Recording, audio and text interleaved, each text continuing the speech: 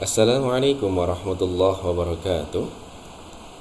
Kawan-kawan mahasiswa, pada kesempatan pagi hari ini kita akan melanjutkan pembahasan tentang perkembangan sosial emosional untuk anak usia dini, yang kalau kemarin kita sudah membahas mulai dari pengertian sampai pada pertemuan sebelumnya kita membahas tentang bagaimana kebutuhan emosi anak.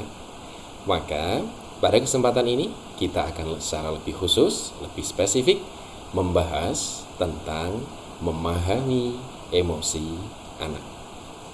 Nah, memahami emosi anak ini akan berkait dengan bagaimana kita berusaha memenuhi kebutuhan emosi anak. Karena memenuhi kebutuhan emosi anak butuh dan sangat butuh sekali terlebih dahulu orang tua, guru, pendamping harus memahami kondisi emosi anak tersebut. Sehingga nantinya dalam ikhtiar pemenuhan kebutuhan emosi anak, baik itu orang tua, guru, dan pendamping itu bisa memberikan sarana, bisa memberikan dukungan, bisa memberikan pendampingan untuk memenuhi kebutuhan emosi anak secara layak dan tepat untuk perkembangan anak. Untuk itu, mari kita bersama-sama pelajari tentang bagaimana sebenarnya memahami emosi anak yang perlu kita kembangkan. Oke, kawan-kawan, yang paling awal adalah coba perlu kita mengerti bersama tentang cara memahami anak. Nah, ini penting karena dalam beberapa hal yang kita sampaikan kemarin itu sudah diberikan beberapa penjelasan tentang ini loh, anak itu butuh pengakuan, butuh rasa aman, itu kan, butuh untuk dikontrol. Nah, tapi untuk bisa memberikan treatment yang kemudian tepat di masing-masing kebutuhan itu, tadi kami singgung bahwa kita perlu memahami anak terlebih dahulu. Nah, di sini coba kita akan bahas beberapa hal. Yang pertama, emosi sangat menguasai logika berpikir anak-anak. Anak-anak jauh lebih banyak didorong oleh perasaan mereka daripada pemikiran yang baik untuk mereka. Nah, ini maksudnya bagaimana? Kalau orang dewasa ketika dia mau mengambil keputusan, dia cenderung akan memilih mana yang memang itu maslahat untuk dia, baik untuk dia berkontribusi untuk perkembangan dia. Nah, tapi dalam konteks anak, pemikiran itu menjadi yang kesekian dan akan lebih dominan, ya, akan lebih dominan bagaimana apa yang dirasakan anak saat itu, itulah yang biasanya akan muncul dan terekspresikan oleh anak. Artinya disitulah emosi sangat menguasai logika berpikir anak-anak, sehingga anak-anak ketika mendapati situasi yang langsung berhadapan-hadapan dengan dia, biasanya dia akan cenderung lebih dan langsung akan memberikan ekspresi yang sesuai dengan yang dia inginkan. Kalau dia senang, ya akan memperlihatkan rasa senang.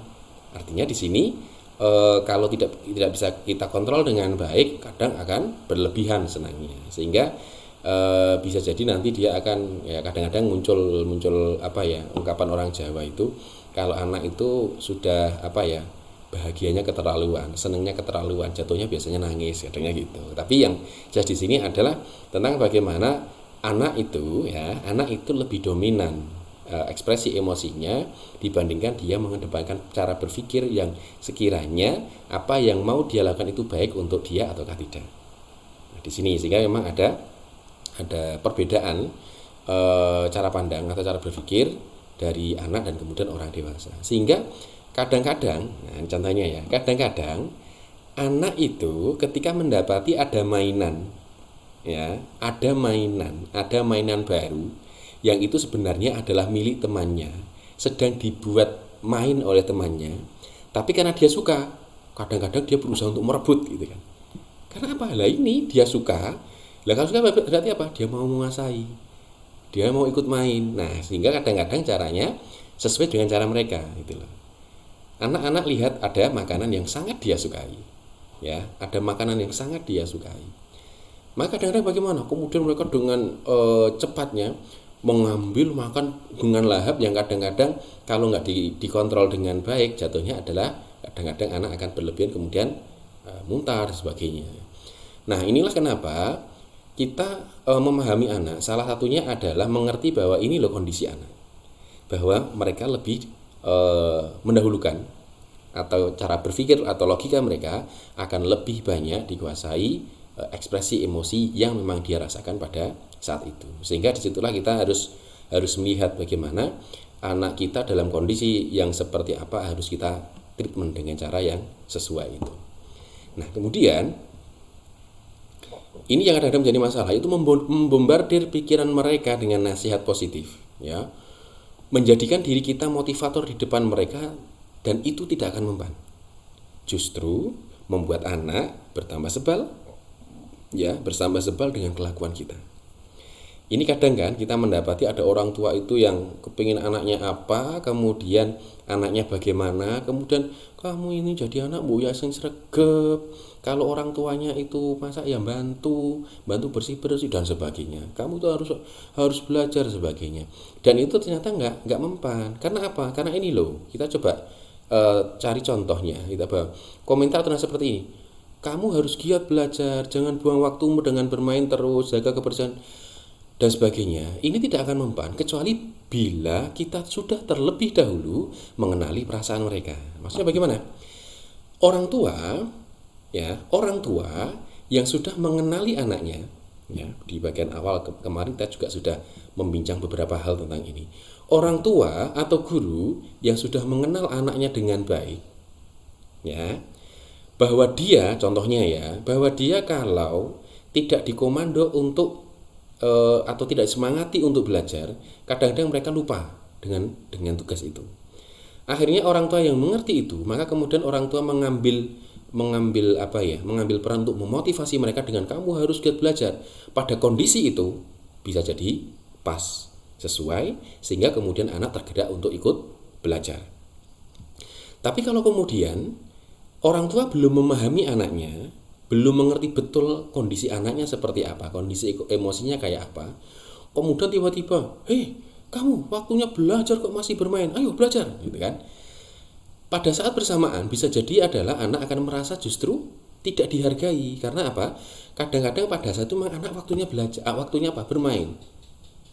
Nah, itu kalau kita singgung pada pertemuan yang sebelumnya, hal ini loh yang kadang-kadang menjadi penting. Kadang-kadang kita memang harus mengkreasikan permainan mereka itu berisi kegiatan yang mengandung unsur belajar, yang kita sering singgung dengan istilah bermain sambil belajar. Sehingga dengan cara-cara seperti itulah yang kemudian kita bisa memberikan treatment yang pas untuk anak, ya, dengan terlebih dahulu tentunya kita harus mengerti kondisi emosi anak.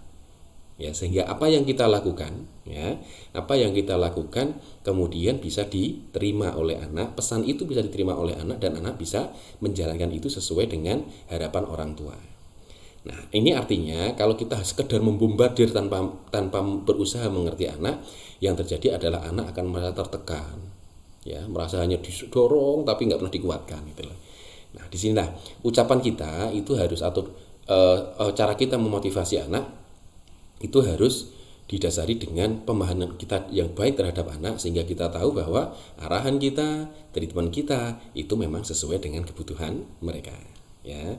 Kenapa saya kemudian sering sekali itu kemudian mengarahkan tentang kebutuhan mereka? Karena memang pertumbuhan anak yang tidak didasarkan atas kebutuhan perkembangan mereka, ya, yang terjadi adalah pemaksaan, tekanan, dan itu akan merusak mood anak untuk belajar, mood anak untuk berkreasi, mood anak untuk berinovasi dan sebagainya.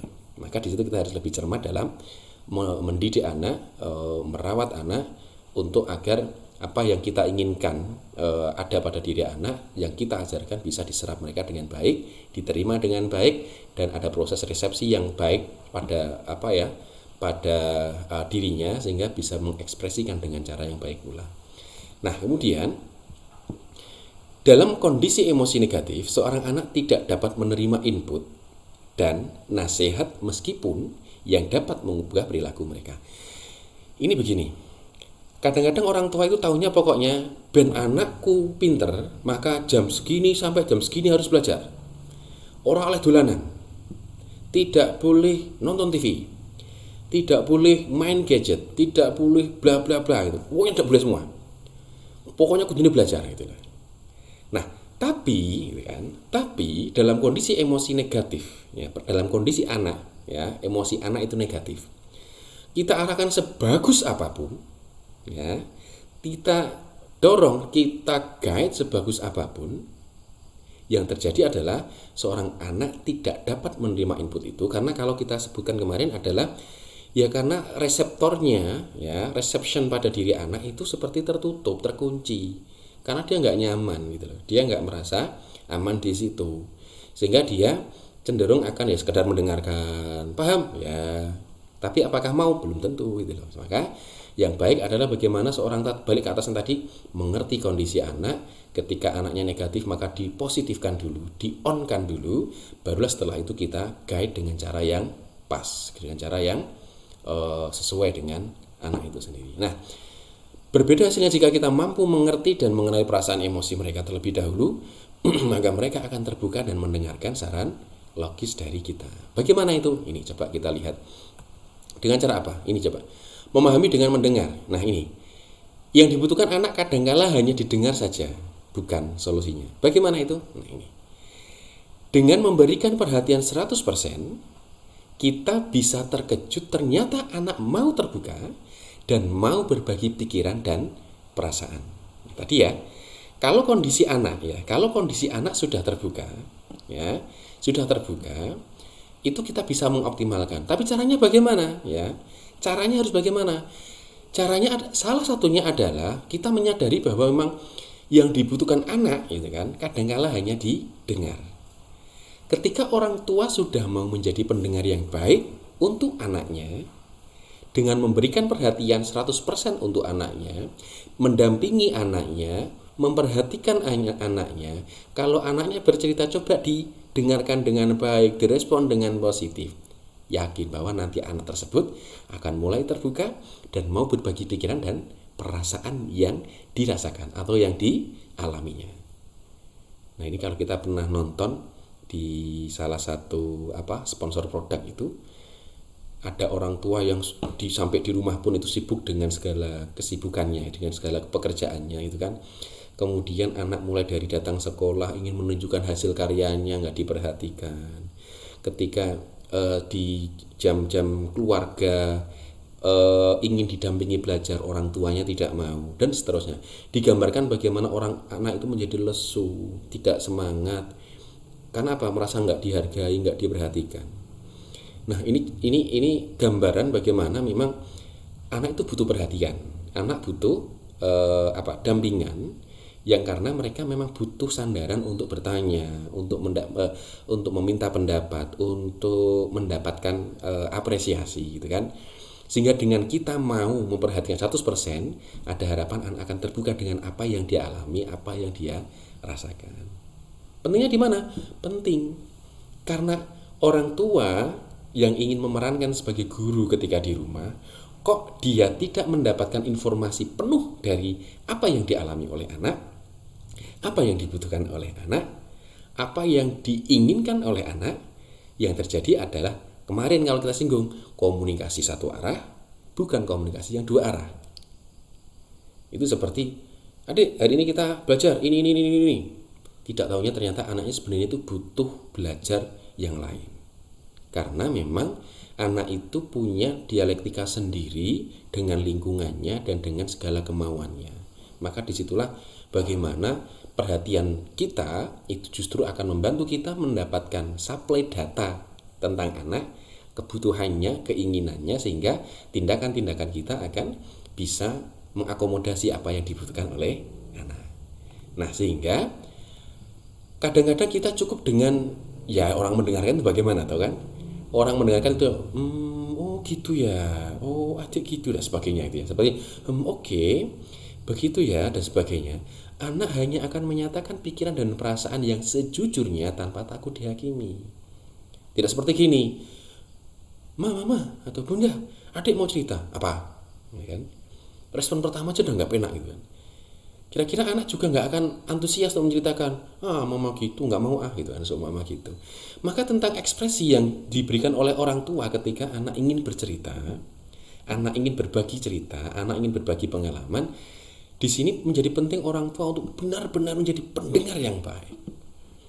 Itulah salah satu cara untuk kemudian nanti kita bisa mendapatkan segala apa yang dirasakan oleh anak, apa yang disimpan oleh anak, apa yang dialami oleh anak, sehingga penting bagi kita untuk menjadi pendengar yang baik.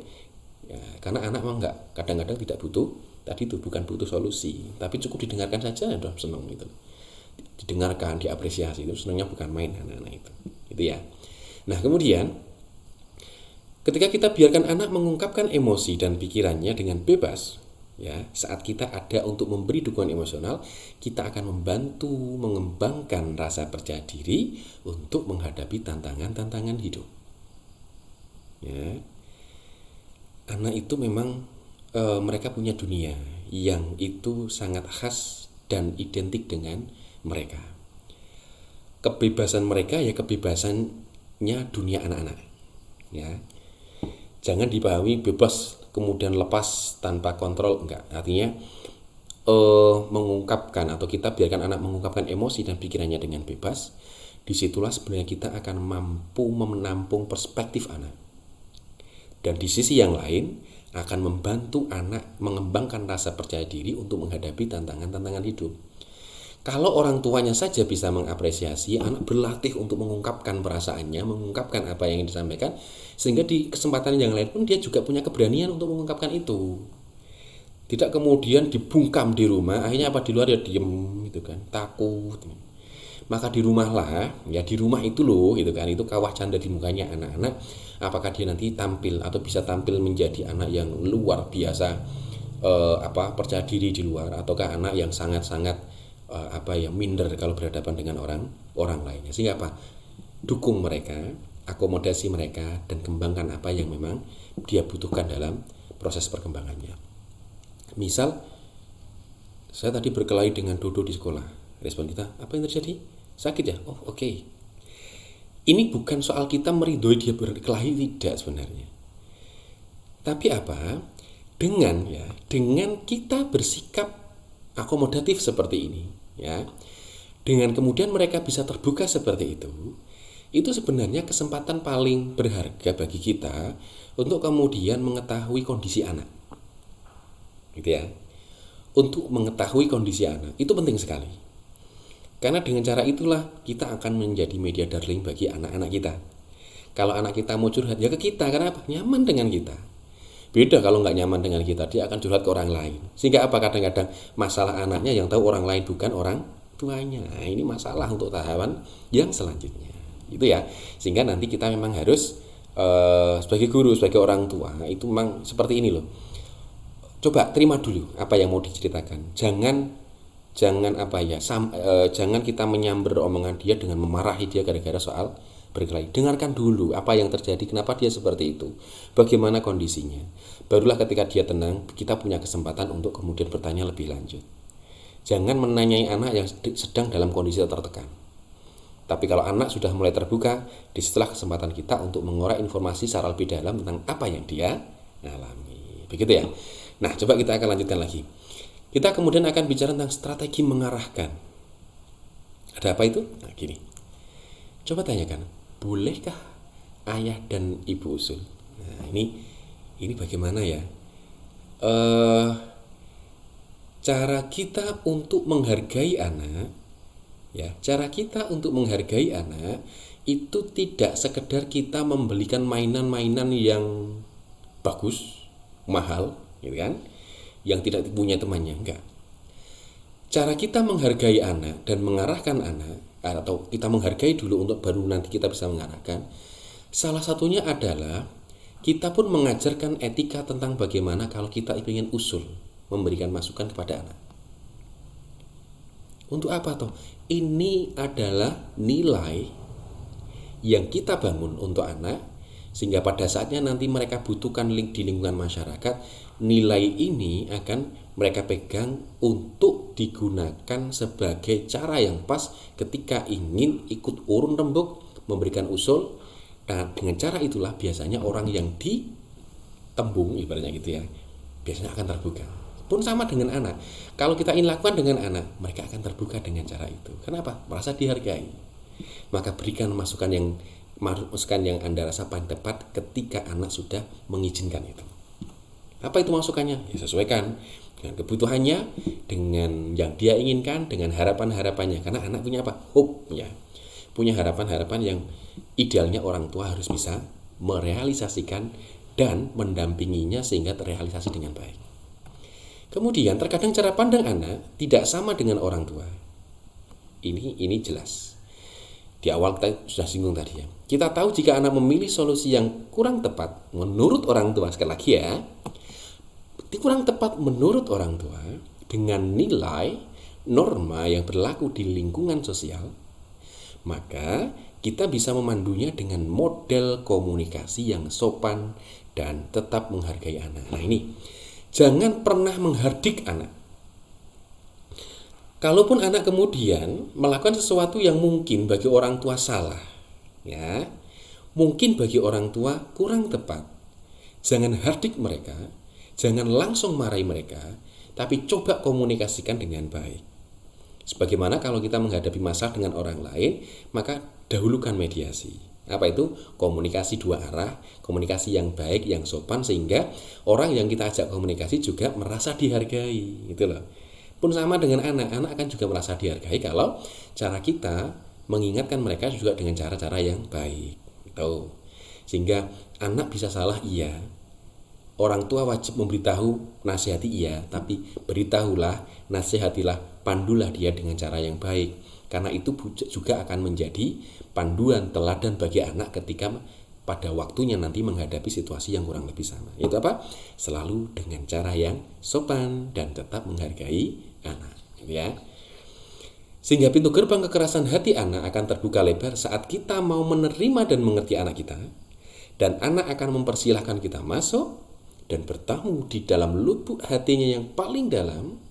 Di tempat itulah kita dapat meletakkan pesan, arahan, dan masukan positif bagi kebaikan masa depan anak. Ini loh, kalau kita sudah bisa mendapatkan hatinya anak, kita sudah masuk di lubuk hati terdalamnya anak. Yang ada di dalam anak adalah saya adalah orang tua saya adalah taruhlah idola saya, sehingga apapun yang disampaikan dan itu memang baik, maka saya akan bisa menerima dan melaksanakan itu. Maka ambillah hati anak itu dengan cara-cara yang baik, jangan paksa dia melakukan sesuatu yang bukan menjadi keinginannya. Dengan cara itulah nanti kita akan justru bisa menanamkan hal-hal yang positif ke dalam diri anak dengan cara yang baik, menghargai mereka, dan disitulah kita tidak memaksa anak melakukan sesuatu yang kita suka tapi yang belum tentu dia suka, tapi kita bisa memberikan hal yang positif tapi tetap membuat anak nyaman, aman untuk menerima dan mengerjakannya. Itu nggih kurang lebih beberapa hal yang bisa kita upayakan ketika kita ingin memahami emosi anak dengan beberapa hal tadi, dan termasuk strategi ya untuk mengarahkan itu. Semoga bahan yang kita sampaikan atau kami sampaikan pada kesempatan ini bisa menjadi stimulasi untuk kita berdiskusi lebih lanjut, sehingga tanggapan jenengan, pertanyaan jenengan, pendapat jenengan untuk materi ini sangat kami tunggu untuk melengkapi dan menyempurnakan bahasan pada kesempatan ini. Jadi itu, terima kasih. Dan sekiranya dari kami ada kekurangan kesalahan, kami mohon maaf yang sebesar-besarnya. Dan akhirnya, wallahul muwaffiq ila aqwamit thoriq. Wassalamualaikum warahmatullahi wabarakatuh.